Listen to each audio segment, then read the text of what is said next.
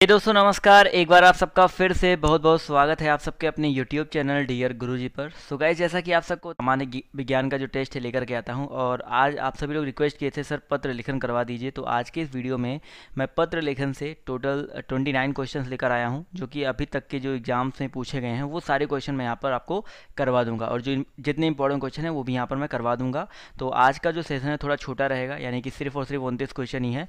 तो जल्दी से स्टार्ट करते हैं क्लास को, और ये जो टेस्ट है इसको ख़त्म करते हैं। इसके अलावा अभी हम तो चलिए स्टार्ट करते हैं आज की क्लास को। इसका पीडीएफ मैं आपको अपने टेलीग्राम ग्रुप पर अपनी वेबसाइट के माध्यम से दे दूंगा, तो उसको आप लोग देख लीजिएगा वहाँ पर जाकर, उसको बाद में उसको आप सॉल्व भी कर सकते हैं। तो चलिए साथ में आप लोग आंसर देते हुए चलिएगा, और जो क्वेश्चन जिस परीक्षा में आया था आपको सब कुछ वहाँ पर देखने को मिल जाएगा। तो पहला क्वेश्चन ध्यान से देखिए, क्या कह रहा है कि व्यावसायिक पत्र के संबंध में सही कथन कौन सा है। तीन ऑप्शन दिए गए हैं, तो यहाँ पर आपको बताना है केवल एक सही है, केवल दो तीन सही है। तो देखिए यहाँ पर हम बात करते हैं व्यावसायिक पत्रों के बारे में। तो यहाँ पर पहला कथन देखिए ध्यान से, पहला कथन क्या कह रहा है कि ऐसे पत्रों में किसी विशिष्ट नियम या शब्दावली अथवा रूपरेखा की कोई आवश्यकता नहीं होती है। तो भाई कथन एक जो है बिल्कुल गलत है। क्यों? क्योंकि व्यावसायिक पत्रों में विशिष्ट नियम या रूपरेखा की आवश्यकता होती है। तो यहाँ पर पहला कथन तो गलत हो गया। दूसरा कथन कह रहा है ऐसे पत्रों में संबोधन महोदय, महाशय आदि शब्दों द्वारा किया जाता है। तो बिल्कुल सही बात है, याद रखिएगा ऐसे पत्रों में जो संबोधन है वो महोदय, महाशय आदि शब्दों द्वारा किया जाता है। और इसके अलावा यहाँ पर तीसरा कथन कह रहा है इसमें किसी भी कंपनी के मैनेजर से सामग्री या माल से संबंधित पत्राचार होता है। तो देखा जाए तो ये वाला भी ऑप्शन जो है इसका बिल्कुल करेक्ट है। इसमें जो होता है किसी भी कंपनी के मैनेजर से सामग्री या माल से संबंधित जो पत्राचार है वो होता है, क्योंकि व्यावसायिक पत्र है। तो यहाँ पर देखा जाए दूसरा और तीसरा सही है। तो जितने लोग यहाँ पर ऑप्शन नंबर सी जवाब दे रहे हैं, 2 और 3 सही है, वो लोग यहाँ पर बिल्कुल करेक्ट हैं। क्लियर है सर क्वेश्चन? चलिए आते हैं अगले क्वेश्चन पर। तो अगला क्वेश्चन ध्यान से देखिए और सभी लोग जवाब दीजिए। व्यक्तिगत पत्र के संबंध में असत्य कथन कौन सा है? चलिए व्यक्तिगत पत्र के संबंध में बताइए कौन सा कथन यहाँ पर असत्य है। जवाब देखते हैं, यहाँ पर आना शुरू हो गया है। तो यहाँ पर असत्य बताना, ध्यान दीजिएगा। तो पहला कथन कह रहा है कि इसके अंतर्गत बड़ों की तरफ से छोटों को पत्र लिखा जाता है। तो व्यक्तिगत पत्र, देखिए व्यक्तिगत पत्र की अगर हम बात करते हैं तो आपसी संबंध का प्रभाव इस पत्र में बेसिकली पड़ता है। और यहाँ पर देखा जाए तो पहला कथन बड़ों की तरफ से छोटों को पत्र लिखा जाता है, तो बिल्कुल सही बात है भाई, व्यक्तिगत पत्र है तो बड़ों की तरफ से छोटों को पत्र लिखा जा सकता है। अगला कह रहा है कि इसके अंतर्गत छोटों की तरफ से बड़ों को पत्र लिखा जाता है, तो ये भी बिल्कुल सही बात है, क्योंकि व्यक्तिगत पत्र है, आप लिख सकते हैं। इसके अलावा यहाँ पर तीसरा कह रहा है कि इन पत्रों में सरलता और अपनी कुशलता के समाचार होते हैं। तो बिल्कुल सही बात है भाई, आप व्यक्तिगत पर्सनल जो पत्र होते हैं उसमें क्या कहोगे कि आपकी तबीयत कैसी है, या कुशलता क्या है, सरलता क्या है, इस सब चीज़ लिखोगे ना। तो यहाँ पर 3 कथन तो सही हो गए, यानी कि डी गलत होगा। तो क्यों गलत है देख लीजिए, इन पत्रों में आपसी संबंध का कोई प्रभाव पत्र पर नहीं पड़ता। तो बिल्कुल सही बात है भाई, ये यहाँ पर बिल्कुल गलत है, क्योंकि व्यक्तिगत पत्र में आपसी संबंध का ही तो प्रभाव पड़ेगा। यहाँ पर लिखा है कि नहीं पड़ता है, तो यहाँ पर ऑप्शन जो इसका डी है वो करेक्ट हो जाएगा। तो जितने भी लोग यहाँ पर ऑप्शन नंबर डी जवाब दे रहे हैं वो लोग यहाँ पर बिल्कुल करेक्ट है। क्लियर है? क्वेश्चन नंबर 3 पर आते हैं, ध्यान से देखिए क्या कह रहा है। निम्नलिखित में से कौन सा पत्र व्यक्तित्व पत्र की श्रेणी में आएगा? जवाब दीजिए सभी लोग, व्यक्तित्व पत्र की श्रेणी में कौन सा पत्र यहाँ पर आएगा? जवाब देखिए यहाँ पर आना शुरू हो गया है। व्यक्तित्व पत्र या व्यक्तिगत पत्र एक ही होता है। व्यक्तित्व पत्र या व्यक्तिगत पत्र या अनौपचारिक पत्र इसको बोलते हैं, ये अनौपचारिक पत्र की श्रेणी में आते हैं बेसिकली। जवाब देखिए यहाँ पर आना शुरू हो गया, मित्र का पत्र। बिल्कुल करेक्ट बात है भाई, यहाँ पर जो मित्र का पत्र है ये आपका व्यक्तित्व पत्र की श्रेणी में आएगा। क्लियर है? तो मित्रों को या अपने जो परिवारजन होते हैं, भाई बहन, माता पिता, इनको जो पत्र लिखे जाते हैं वो आपके व्यक्तिगत पत्र के अंतर्गत आते हैं। क्लियर है? आप देख सकते हैं वीडियो परीक्षा 2018 में क्वेश्चन पूछा जा चुका है। अभी आप सबको होता है भाई जूनियर असिस्टेंट का जो सिलेबस है वो आ चुका है, बहुत सारे उसमें डाउट्स सबको हो रहे हैं। क्लियर करूंगा मैं, अब जल्दी ही क्लियर करूंगा उसको देख करके। इसके अलावा उसका एग्ज़ाम जो है 3 नवंबर मान करके आपकी तैयारी करिए। 3 नवंबर के पहले उसका एग्ज़ाम नहीं होने वाला है, उसके बाद ही होगा। और लोअर पीसेस के लिए काफ़ी लोग पूछ रहे थे एग्जामिनेशन कब होगा, तो लोअर पीसेस का भी जो एग्ज़ाम है अभी आप लोग 14 और 15 सितंबर मान के तैयारी करो। बट 98% चांस है कि जो डेट है वो एक्सटेंड होगा, बट तैयारी आप अपनी पूरी रखो, क्योंकि UPSSC का कोई भरोसा नहीं है। चलिए आते हैं क्वेश्चन नंबर 4 पर। तो आपसे यहाँ पर क्या कह रहा है कि निम्नलिखित में से कौन सी पत्र की विशेषता नहीं है? तो यहाँ पर देखा जाए तो संक्षिप्तता, क्रमबद्धता ये तो पत्र की विशेषता है, और विनयशीलता यहाँ पर ये भी पत्र की विशेषता देखा जाए है। यहाँ पर कह रहा है कौन सी पत्र की विशेषता नहीं है? तो यहाँ पर प्रेषक, देखो प्रेषक जो होता है वो कोई पत्र की विशेषता नहीं होता है। समझ में आ रहा है ना? तो एक अच्छे पत्र में भैया आपको उद्देश्य देना होगा, शैली देना होगा, विनयशीलता देना होगा, ये सब चीज़ें उसकी विशेषता है, गुण हैं उसके। लेकिन प्रेषक कोई गुण नहीं होता है। तो यहाँ पर ऑप्शन जो इसका बी, जितने भी लोग बी बोल रहे हैं वो लोग यहाँ पर बिल्कुल करेक्ट हैं। चलिए 4 नंबर के बाद 5 का सभी लोग जवाब दीजिए कि गंदगी की समस्या से पीड़ित मोहल्ले वासियों की ओर से नगर पालिका अध्यक्ष को लिखा गया पत्र निम्नलिखित में से किस श्रेणी के अंतर्गत आएगा। देखो इतने सारे लोग जुड़े हो, वीडियो देख रहे हो और आज पता नहीं नोटिफिकेशन गया क्यों नहीं गया, तो कम लोग जुड़े हैं, तो प्लीज़ यार शेयर करो और लाइक करो अगर आपने अभी तक वीडियो को लाइक नहीं किया है। बस एक छोटी सी तो आप लोग से उम्मीद रहती है लाइक करने की, आप लोग लाइक भी नहीं करते हो। लाइक कर दीजिए सभी लोग, क्योंकि आपके लिए बहुत मेहनत से मैं वीडियोस बनाता हूँ, ढूंढ ढूंढ करके लिए आपके लिए अच्छे अच्छे क्वेश्चन लेकर आता हूँ। चलिए 5 का जवाब देखिए यहाँ पर आना शुरू हो गया है, तो बिल्कुल करेक्ट बात है भाई। यहाँ पर दो गंदगी की समस्या के लिए यहाँ पर ऑप्शन नंबर डी, जितने भी लोग यहाँ पर डी बोल रहे हैं वो लोग यहाँ पर बिल्कुल करेक्ट हैं। चलिए अगले क्वेश्चन की ओर आते हैं। अगला क्वेश्चन कह रहा है आपसे यहाँ पर कि जब कोई सरकारी पत्र, ज्ञापन या कार्यालय ज्ञापन एक साथ अनेक परिस्थितियों को भेजा जाए तो उसे क्या कहते हैं। जवाब दीजिए सभी लोग।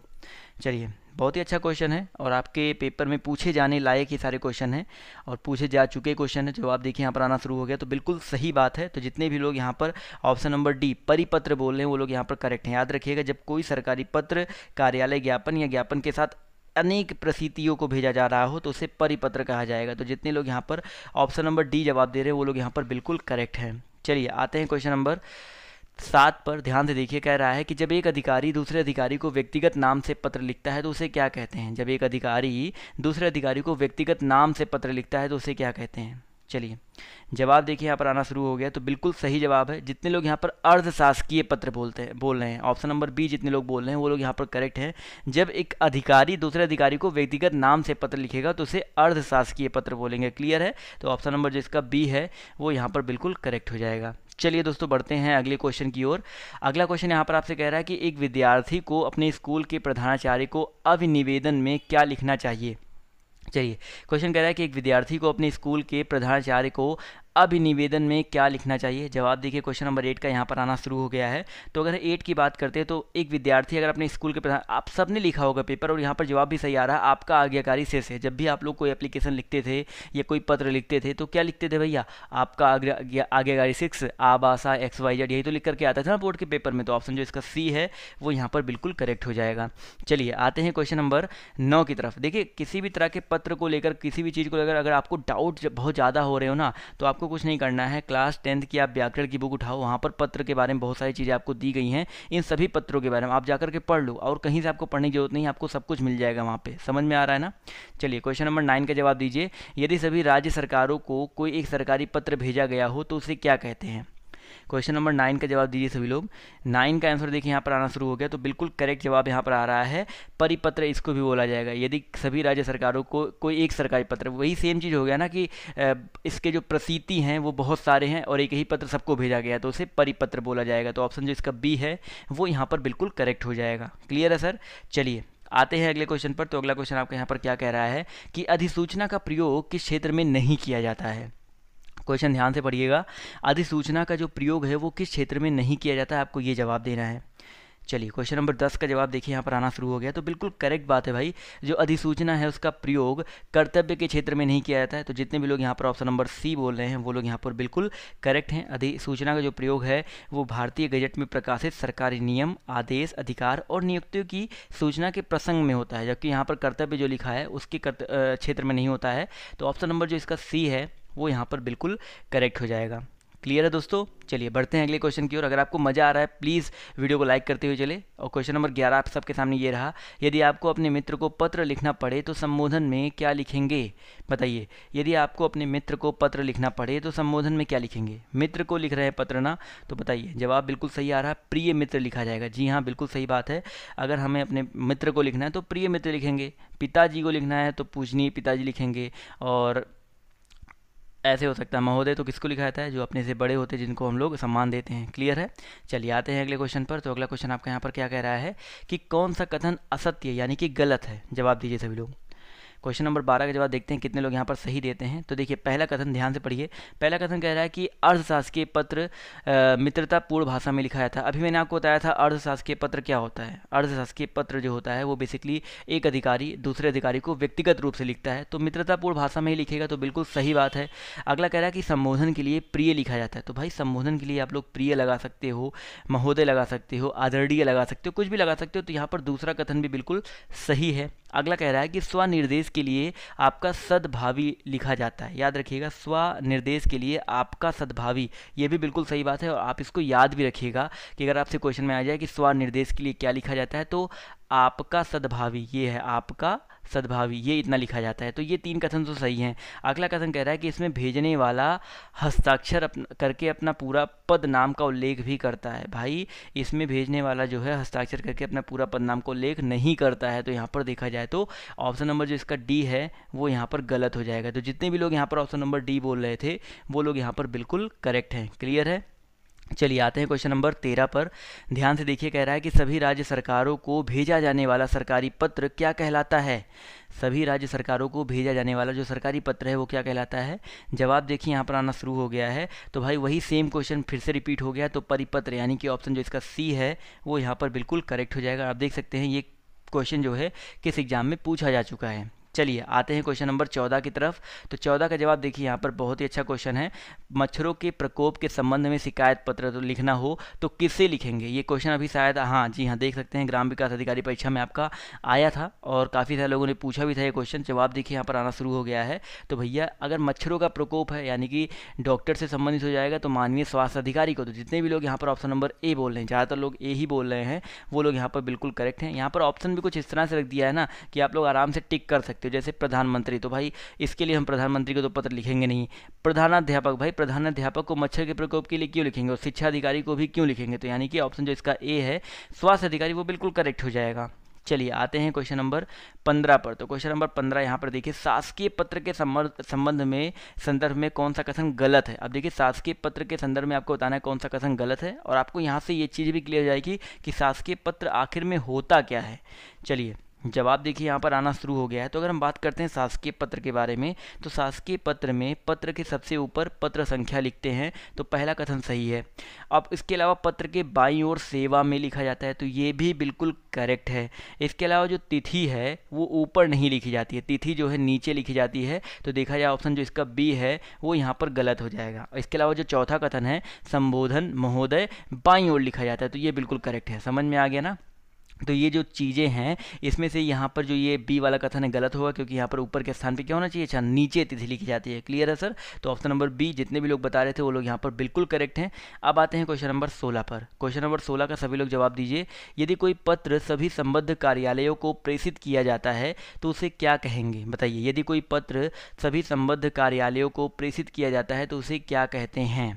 16 का जवाब देखें यहाँ पर आना शुरू हो गया है। तो 16 की अगर हम बात करते हैं तो उसे भैया वही सेम क्वेश्चन देखिए 3 बार रिपीट हो गया, तो बिल्कुल सही बात है।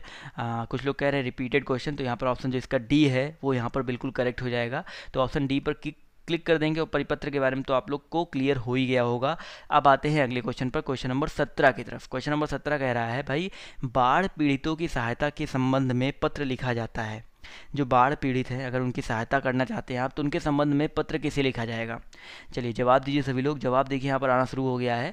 4 ऑप्शन दिया गया है, तो यहाँ पर आप आराम से देख सकते हैं कि जो जिला अधिकारी यानी कि जो डीएम होते हैं, डिस्ट्रिक्ट मजिस्ट्रेट होते हैं, उनको लिखा जाता है पत्र। तो जितने भी साथी यहाँ पर ऑप्शन नंबर बी बोल रहे हैं वो लोग यहाँ पर बिल्कुल करेक्ट हैं। अगर बाढ़ पीड़ितों की सहायता के लिए संबंध में पत्र लिखना है तो जिला अधिकारी को लिखा जाएगा। जितने लोग अभी जुड़ रहे हैं सबसे यही कहना चाहूँगा, इसके पहले क्वेश्चन आप लोग जाकर के बाद में देखिएगा, और अगर आपको वीडियो पसंद आता है तो प्लीज़ लाइक करना मत भूलिएगा।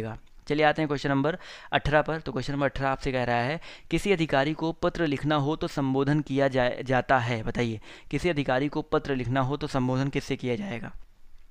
18 का जवाब देखिए यहाँ पर आना शुरू हो गया है। तो याद रखिएगा, किसी अधिकारी को अगर पत्र लिखना होता है तो हम लोग संबोधन करते हैं किससे भाई, माननीय महोदय से। तो जितने भी लोग यहाँ पर ऑप्शन नंबर ए बोल रहे हैं वो लोग यहाँ पर बिल्कुल करेक्ट हैं। किसी अधिकारी को पत्र लिखना हो तो हम लोग माननीय महोदय इस नाम से पत्र लिखते हैं। चलिए आते हैं क्वेश्चन नंबर 19 की तरफ। रेडी हैं सभी लोग। चलिए 19 नंबर क्वेश्चन आपके सामने ये रहा कि अपने कार्यालय से अनुभव प्रमाण पत्र लेने के लिए किसे आवेदन पत्र लिखेंगे।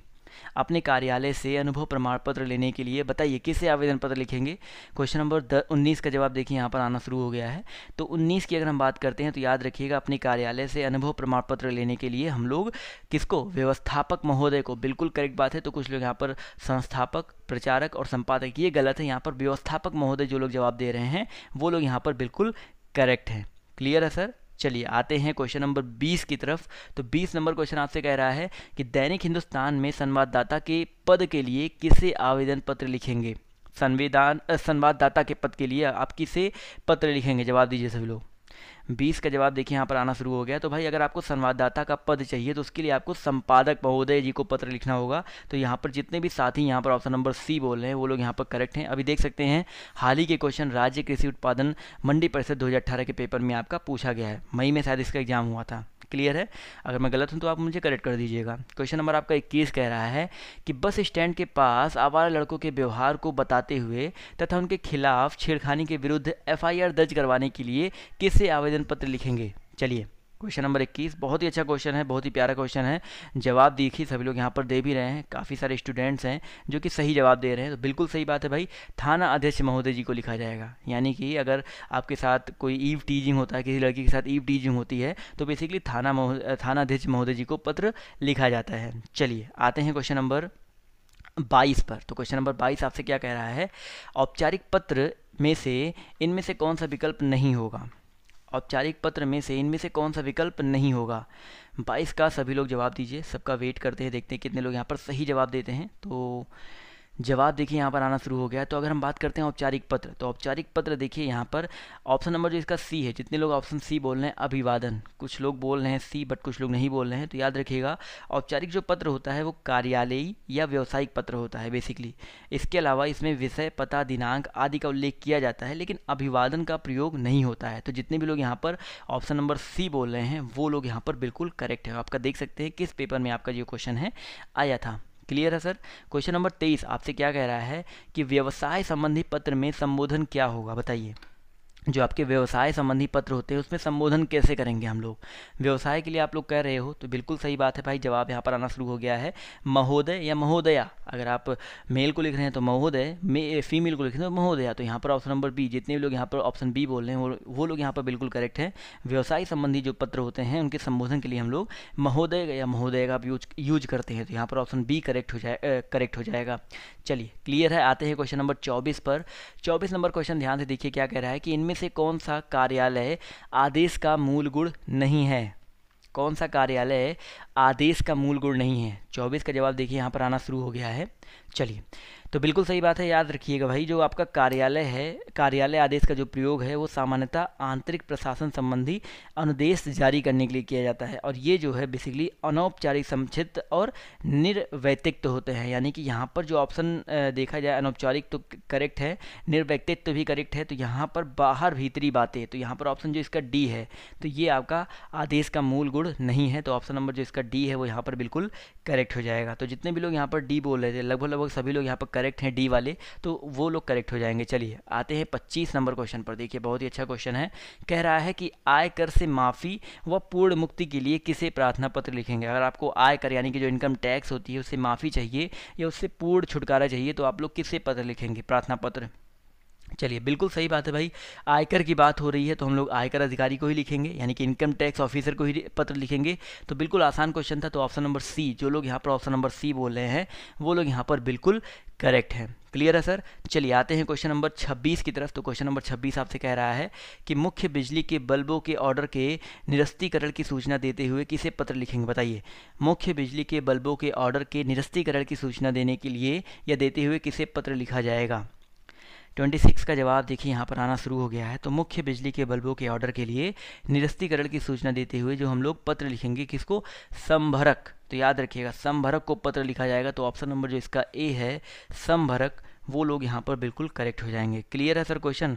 अगर आपको कोई भी चीज़ डाउट में रहती है, जो भी चीज़ आपके दिमाग में रहती है, आप लोग उसको पूछते हुए चलें। और अगर आपने अभी तक वीडियो को लाइक नहीं किया है तो यार प्लीज़ वीडियो को लाइक करते हुए चलें। अभी कुछ लोग के कमेंट यहाँ पर आएंगे, भैया क्यों बार बार बोलते रहते हो? बट यार मेरा काम है, मैं आपको पढ़ाता भी हूँ, आपसे एक छोटी सी उम्मीद तो कर ही सकता हूँ। क्लियर है? चलिए आते हैं अगले क्वेश्चन पर। तो अगला क्वेश्चन आपका यहाँ पर कह रहा है कि कार्यालय आदेश किसके लिए निकाले गए आदेशों की सूचना है? कार्यालय आदेश जो है वो किसके लिए निकाले गए आदेशों की सूचना होती है? 27 का जवाब देखिए यहाँ पर आना शुरू हो गया है।